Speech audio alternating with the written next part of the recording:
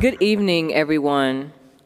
Welcome to Gwinnett County School Board of Education's second public hearing for our fiscal year 2027 millage rate. We appreciate everyone here. Thank you so much to the staff, Dr. Shreya.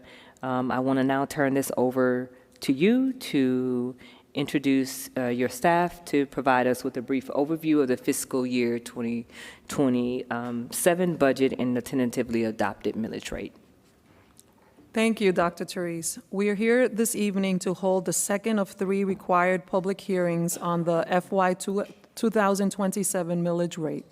As you know, the board approved the FY2027 budget on May 28, 2026. Chief Financial Officer Masana Millard, would you come up to the podium and give us an overview of the millage rate?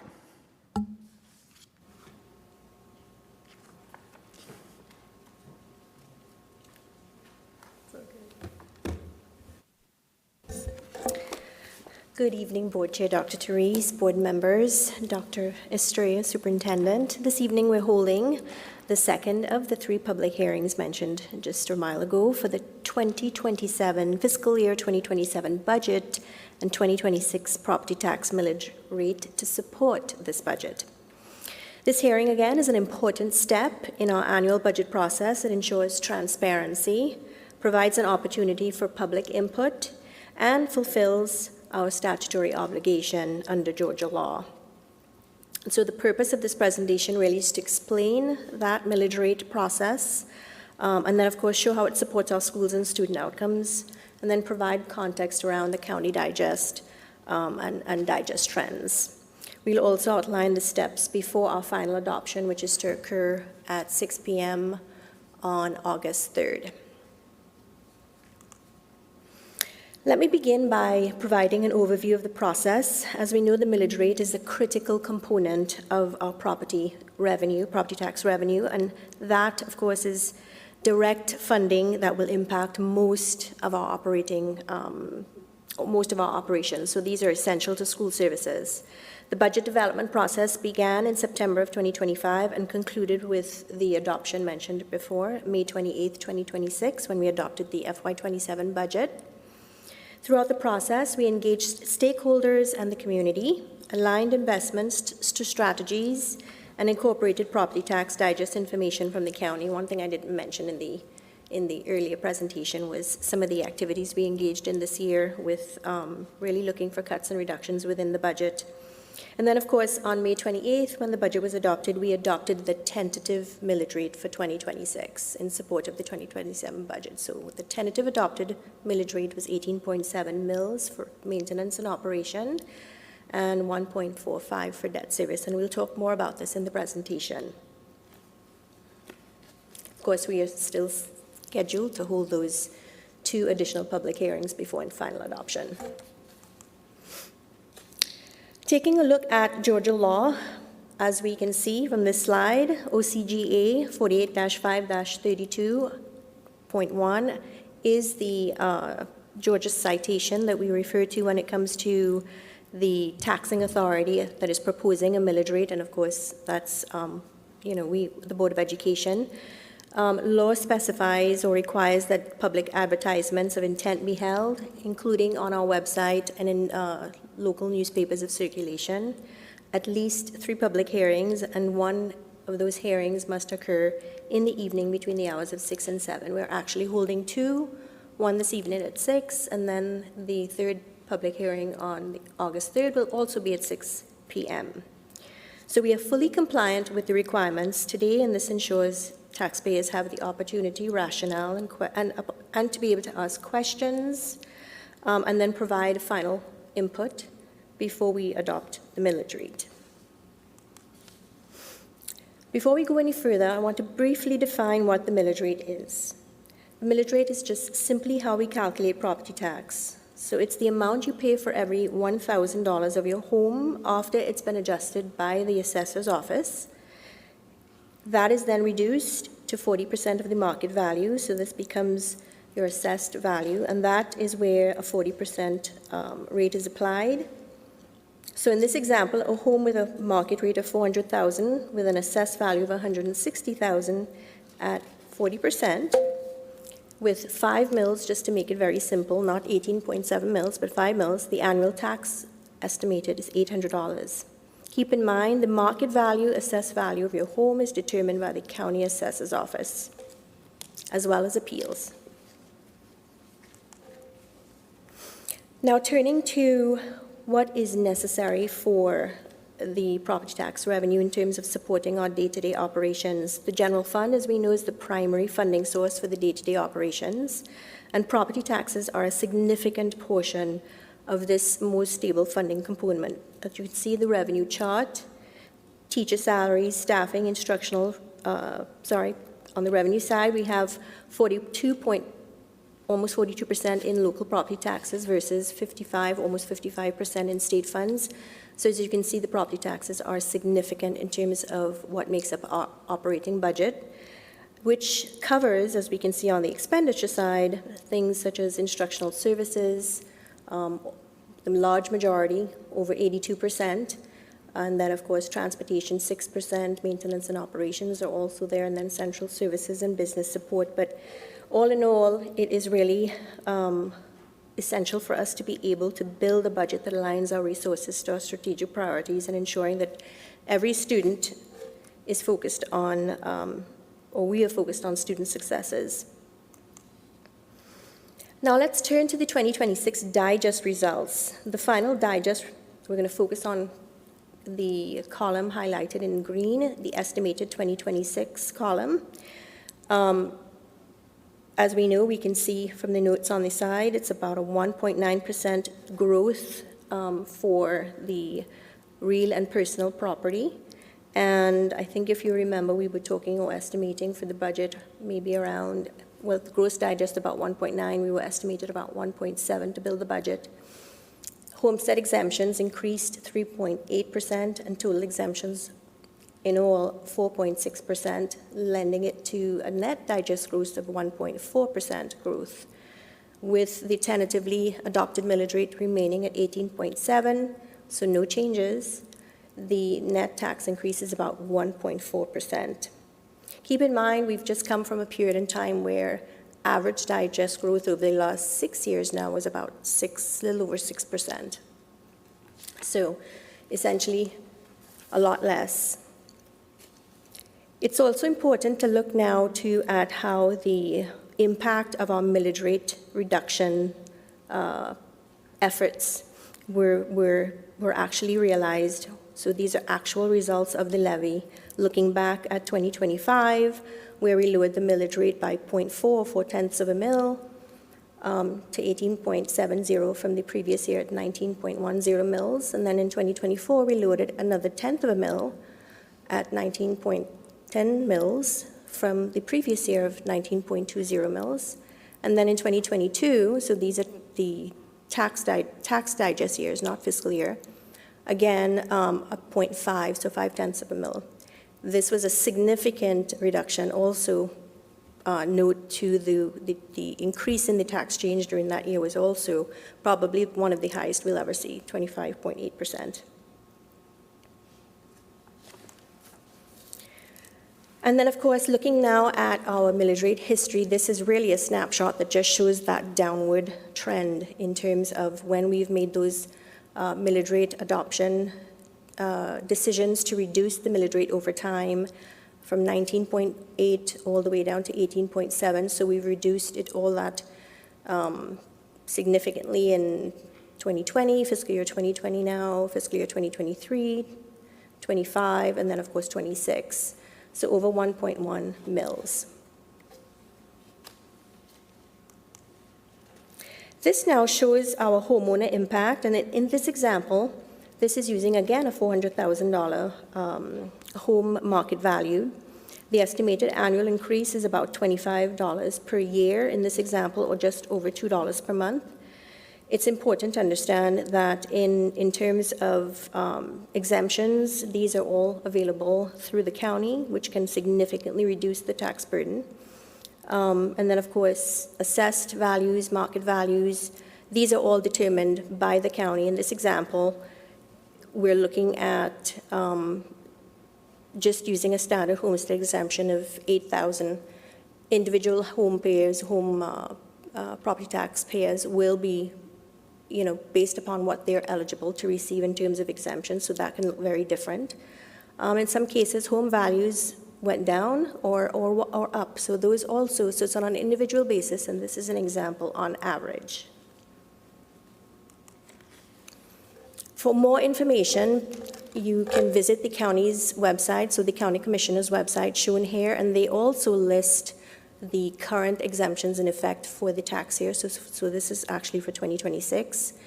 This gets updated every time there's new legislation or information about processes. So keep in mind, this is something that's updated every year. We also share this information in our budget briefing documents and resources. But then keep in mind, this process is handled through the county and not the school board. We can only adopt a millage rate and nothing more. In this example, we're looking at a comparison of property taxes with our fellow Metro District counterparts. So in this, our millage rate is competitive and positioned in line with Cobb County schools at 18.7 mills. It's important to note also, however, the GCPS property tax revenue compared to other districts in terms of enrollment size. So that is a column based on feedback we received in our early presentation. We wanted to put it into context of enrollment size. So GCPS, obviously, Gwinnett County Public Schools is the largest in terms of enrollment at 178,000, with the 18.7 mills versus Cobb at 18.7 mills, but 103,000 students.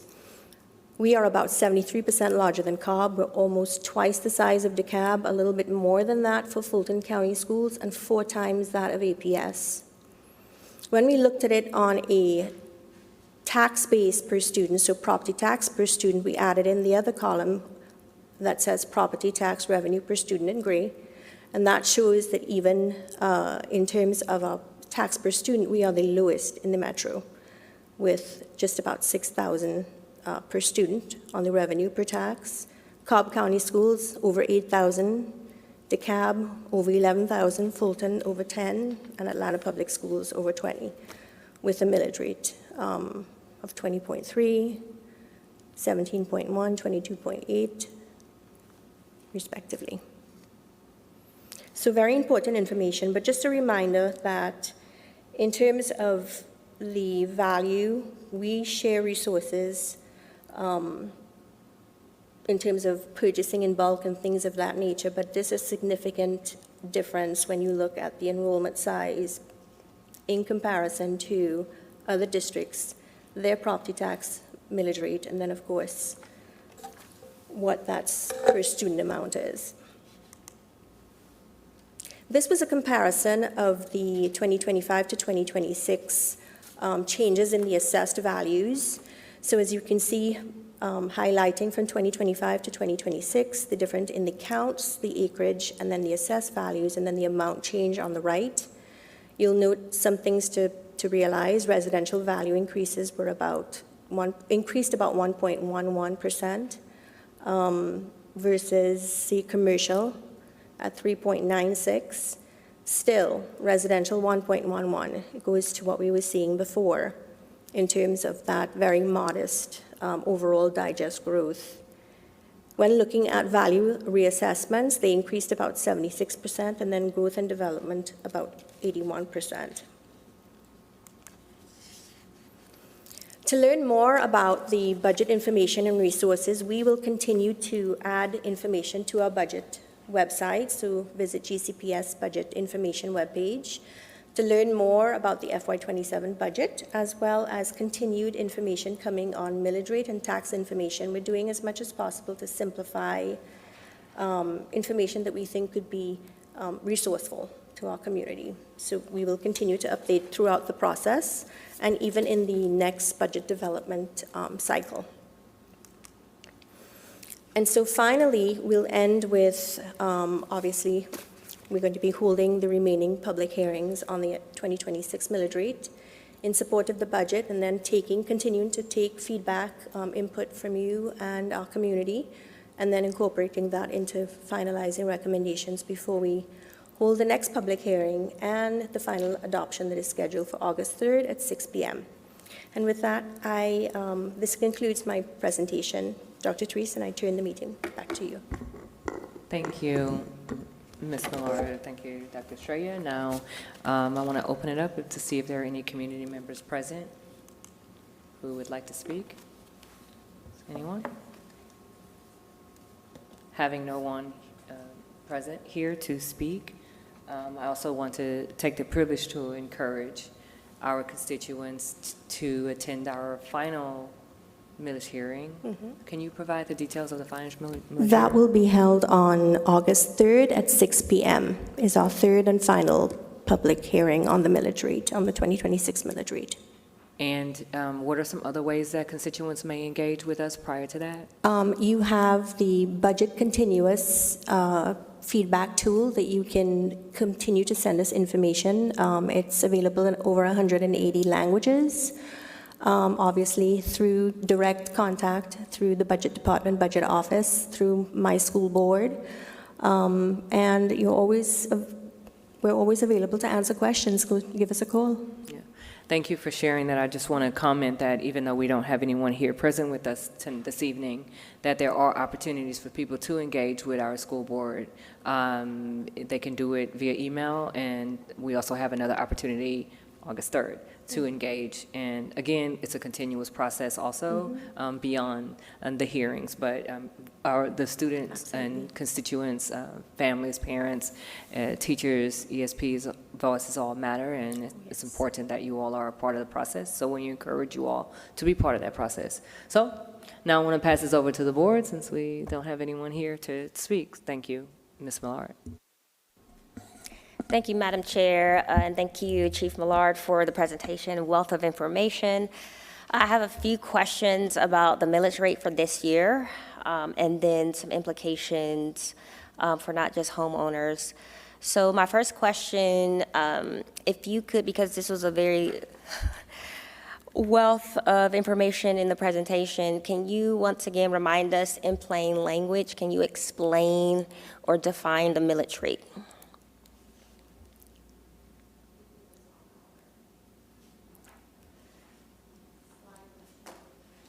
And I'm referencing slide 5. Yes, the slide with the houses, this one. So essentially, the millage rate is a rate that is applied to your assessed value of your home or your property. The assessment comes from the county. It's a rate we apply to that will then be used to determine your property tax. Okay, thank you. You're So, welcome. local tax based on the assessed value of your home determined by the county assessor's office. And the revenue generated from the millage rate, how are those funds allocated? Or what are they used for? It is directly in support, if you remember that revenue slide where it shows 42% of your operating budget. So it is almost half of the operating budget, you could say close to half. And that supports all of our instructional services, transportation for students, classroom support, resources, support and intervention. It's also how we pay, the majority of the actual budget is salaries and benefits, so it's personnel. So it's a significant revenue source that is necessary for the operation of the schools. Thank you. And then I'm going to transition to slide 9, our millage rate history. I appreciate you providing the visual for community stakeholders to see our millage rate history from FY 2019 all the way to the proposed for FY 27. So we see where it has continuously either decreased or changed. Could you share the impact on taxpayers? What does it mean when the millage rate is decreased or it remains unchanged? For the most part, you would think that when there's a decrease to the millage rate, it should decrease a homeowner's school millage tax portion. That doesn't control for the other taxes, but just the school portion taxation against maintenance and operation. And again, that will also depend on assessed values of the individual property, but in essence, you would say a reduction should result in a reduced tax amount. Okay, thank you. And I know that the recommendation for FY 2027 is to leave the millage rate unchanged from last year. And then on slide 10, on the chart you've provided, that GCPS is not proposing to raise the millage rate this year. Can you also share how a homeowner's tax bill still goes up an average of $25 per year on a $400,000 home, even if the millage rate itself doesn't move? This is usually because of the changes in the assessed value from the previous year that's certified to what we would estimate currently would be estimated with the same millage rate, same standard home exemption, so pretty much everything stays the same.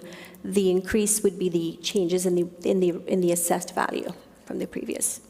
Okay, thank you, Chief Millard. And before I close, I'd like to share with the $25 increase, I have some wonderings around how this may not be a homeowner issue as well. Like some renters may feel the impact too if the rising costs of a homeowner are passed down through rent. I know that's something that stakeholders have brought to my attention. I also like to make note so that stakeholders are aware that I am aware of legislation introduced over the years by Georgia lawmakers to address school taxes, particularly in the GCPS District 1 context, and that I'm committed to exploring those solutions. And so in the meantime, I hope GCPS has a plan to collaborate with Gwinnett local governments, Metro Atlanta Chambers of Commerce, and housing associations, and that particularly that we are benchmarking what other states and districts like GCPS are doing to fund teacher salaries and staffing, student transportation, classroom instruction, classroom resources, while also providing homeowners and renters with financial relief. I understand how an increase in a home's assessed value can lead to an increase in property taxes, and that part makes sense to me. And I appreciate the district's due diligence and collaboration with the Gwinnett County Tax Commissioner's Office regarding tax exemptions for the community. What I'd like us to look at together is, as we've seen slide 9, when a district like GCPS lowers or holds its millage rate steady and homeowners or renters still see their housing bill climb because of property taxes, I think that gap deserves a closer look to answer why that's happening. So I would like to see us study whether anything beyond rising assessed home values may be contributing to that gap, and I welcome an update from staff as that work develops. I also want to think about, as we look at that study, thinking how can we, or does the district have a plan to potentially look at some legislative priorities ahead of the 2027 legislative session? And as my colleague, Madam Chair, mentioned, as we prepare to adopt the FY 2027 millage rate, I invite stakeholders as well to make their voices heard on or about August 3rd, as this is our third and final public hearing for the millage rate. And folks can also email the myschoolboard@gcpsk12.org. And I want to say thank you, Chief Millard, for your time and your efforts for helping us make informed decisions. And Madam Chair, I yield. My pleasure, Ms. Stewart. Thank you for this presentation. I just had really just one question around slide 6. I think, and I don't know if it's possible, but I was looking at the budget workbook that we used earlier in the year, and I did find both of those charts, one on page, excuse me, the chart on the left on page 35 and the chart on the right on page 41. So it's the same, but it's a little, I think it might be helpful if we did some additional visualization for our constituency that what we're asking for pretty much matches up with what our budget is. In fact, it might even be a few dollars less than what, it seemed like somewhere in there I maybe saw where our millage rate maybe brings in a little less than we're expecting to spend.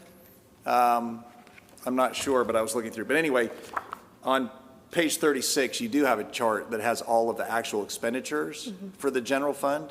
And I think that might be helpful Sure. by the time we get to our final hearing. Thank you, Mr. And so, because I think it's important that the community sees that we're not asking for a slush fund. No. We're asking to cover what the budget that was passed a couple of months ago covers in order to educate our kids. And I think that chart that you went through comparing us to other metro counties is very illustrative in terms of how the local share for many of our other districts in the area covers a whole lot more Absolutely. than ours does. And so, one, we're spending less, and two, the local part of it covers less than the others. But I do correct. think in light of other costs that have increased, that the fact that our net increase in taxes is 1.4% or less than the 1.9% digest growth that's being projected by the county speaks to our desire to find a healthy balance That's correct. in asking for support from the community that is not excessive. So I thank you for your Thank report. you, Mr. Knudsen. Yep. Thank you so much for your report. Thank you, our board members, for your questions and comments. I do have a few questions. I asked this earlier, and I'm going to share again what I asked earlier. The first thing is, again, I appreciate you and your team for all the work that you all have done, from our budget to now our millage rate hearings.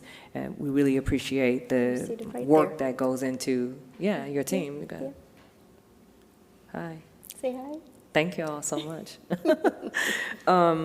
But I am just curious around if you can share with our community the long-term impact of what is happening systemically from federal to state to local around the lack of Budgets. funding and the budgets and the divestments that's coming from various different sources. I see a systemic reduction in funding, and the systemic reduction in funding comes in the form of vouchers, charter schools, moving schools from our public education federally to the states, or looking at other closures of federal departments that used to support education.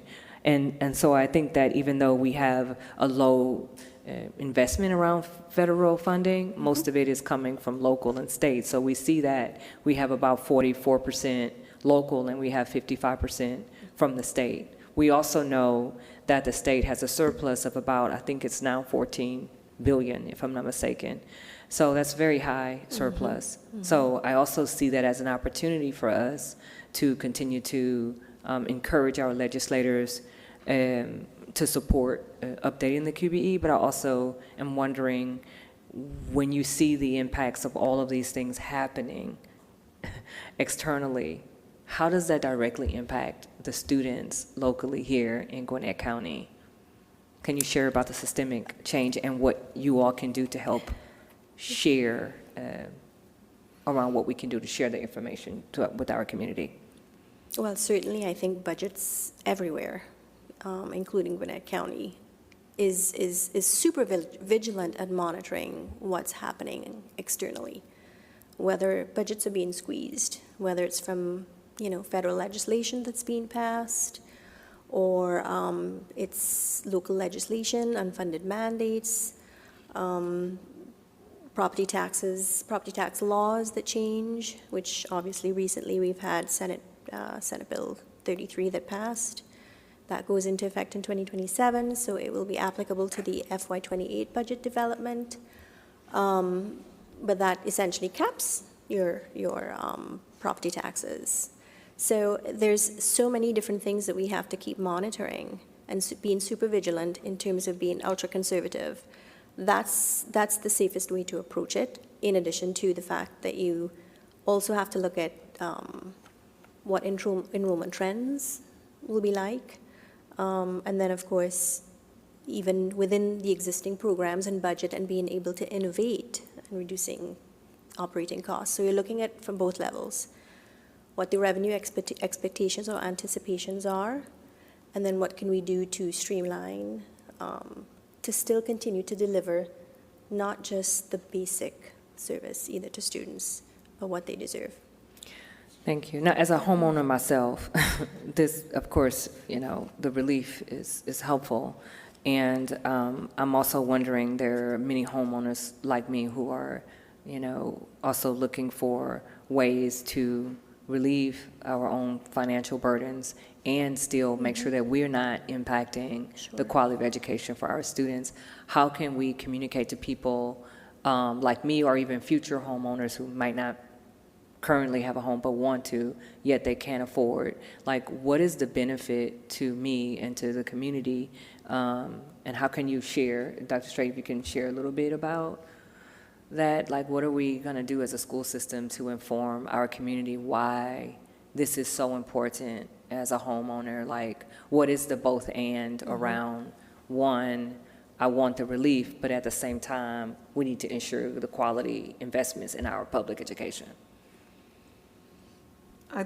I'll start by saying that the quality of our schools directly impact the value of our real estate property.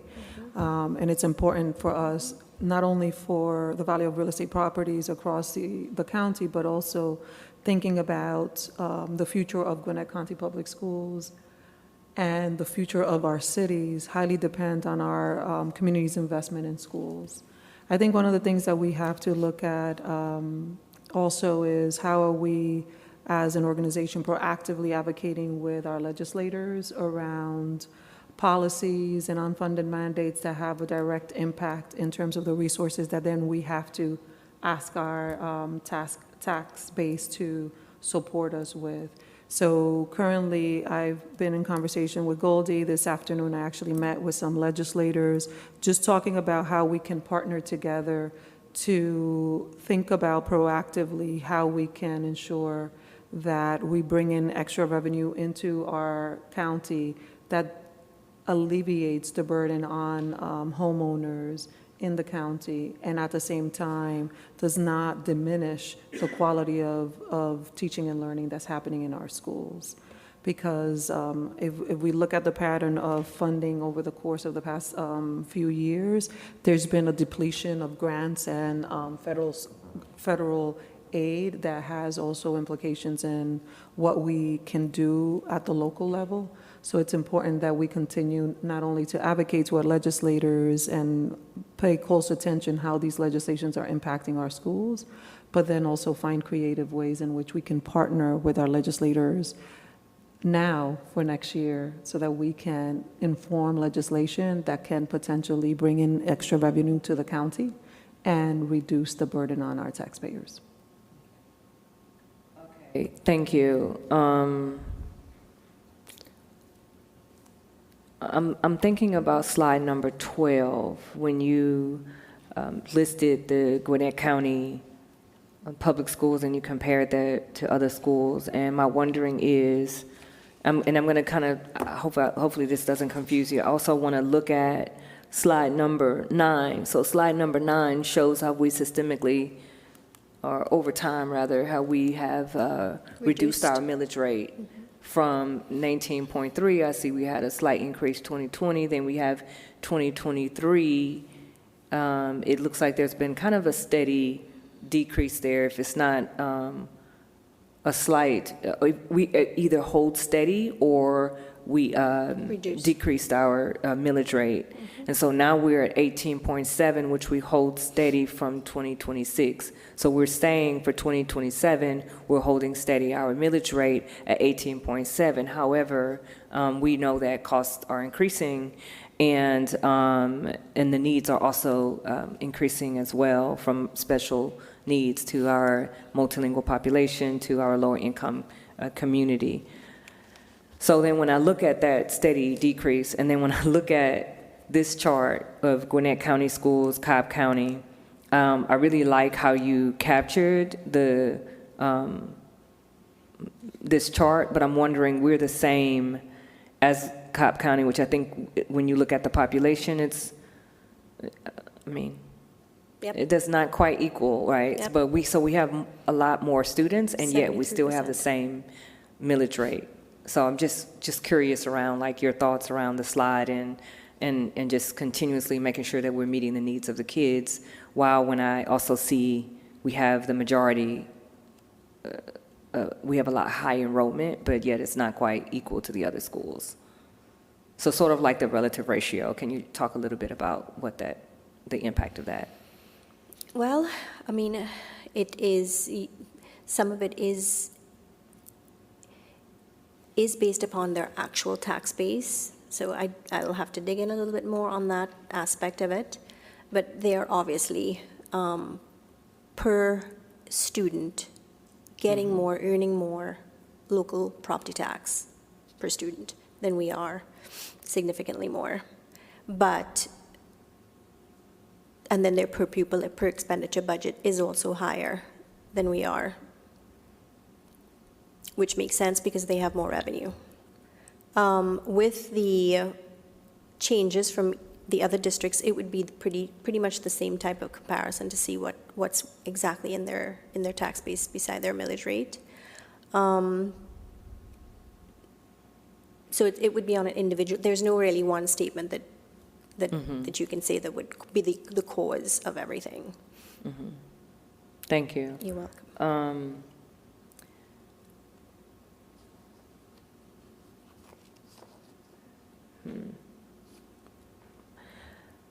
So earlier at our first session, we had a question from the constituent, and the constituent asked a question about what they could do as a homeowner. And I really felt like that question was really a powerful question around, it was simple, but it was very, very powerful, around what can I do as a homeowner to help support the needs of my school. And I felt like it was coming from a place of kind of where I was saying the yes, both and, where like you want the relief and at the same time, how can I help? So I thought about it, and I want to share just some quick ideas that I kind of wrote down, and I just want to reiterate that. He's not here right now. I thought the question was a very powerful question. I want to share that. So he asked about what can they do. So the first thing I would say to our constituents is to continue to learn about how we fund public education and understanding the QBE formula.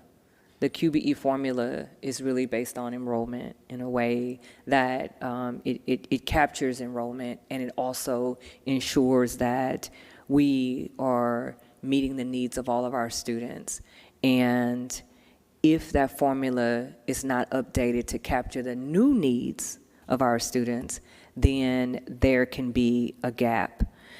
The QBE formula wasn't updated until I think since 1985.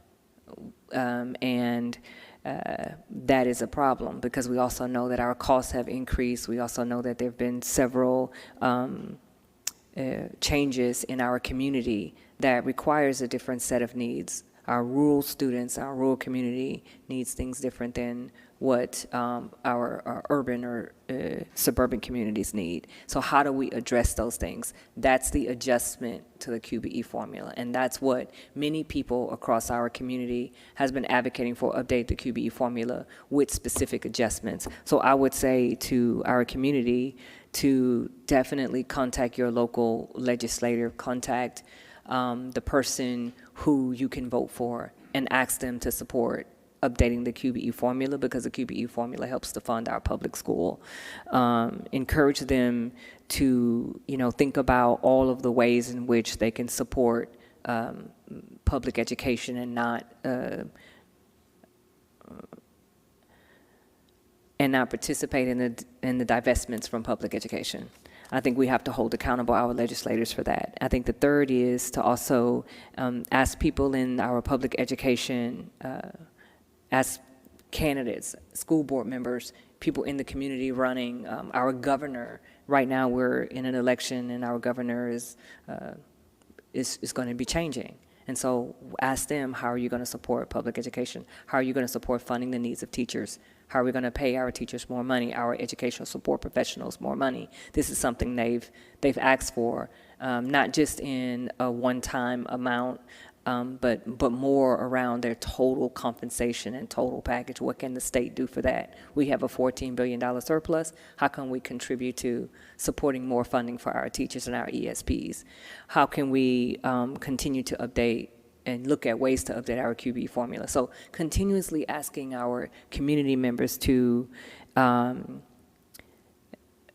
advocate for that, and to also hold their legislators accountable, and to make sure that the people who are running, from the governor to their local community member, how they're supporting fully funding public education. I think that is a critical need that we need our constituents to do. I think the second thing is continuously engaging in our school system, engaging at your local school, asking your principal, assistant principal, being involved in the PTA, booster clubs as best as you can, really just trying to be as active as possible. And I also am conscious of some parents unable to attend school board meetings, or they're not available to participate in all of the PTA or attend all of the meetings. It doesn't mean they don't care, it just means there's a different set of circumstances. So there's also an opportunity for those family members to discuss with their the vice principal and the assistant principal and the principal on other ways on how they can engage to support the school. Maybe it's fundraising via social media, crowdfunding, or maybe it's some other ways, but continuously looking at ways to support the local school is another way. So we have the legislation, understanding that, and then we have also supporting our schools by being actively involved, or as best as you can be involved. And Dr. Estrella mentioned at the previous meeting other ways to get involved in the school system. And so I think that all of those ways that were mentioned are going to be really helpful to be able to really support the needs of our school system. So again, I thank you for your presentation, and just encourage our community members to continue to get involved in various ways to support funding our school system and learning as much as you can about our QBE and supporting the needs of all of our children. So thank you. Dr. Estrella. Thank you, Dr. Therese. Thank you, Dr. Therese.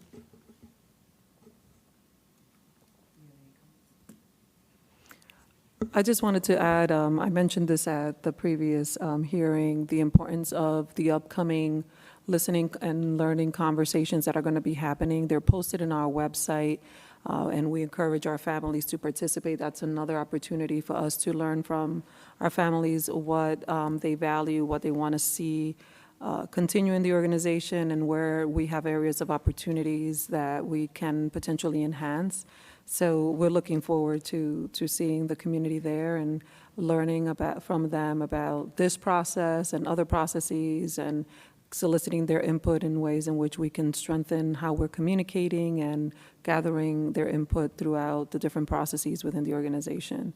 So I look forward to seeing many of them there, and continuing the advocacy, like Chairperson Dr. Therese articulated, I think is really important to reach out to our legislators to continue to advocate for additional funding that stems beyond the tax base in terms of homeowner tax revenue, so that we can bring in additional resources into our community that don't create an extra burden on our homeowners, and they're already stretched, so we want to make sure that any way in which we can bring extra resources, that we do that.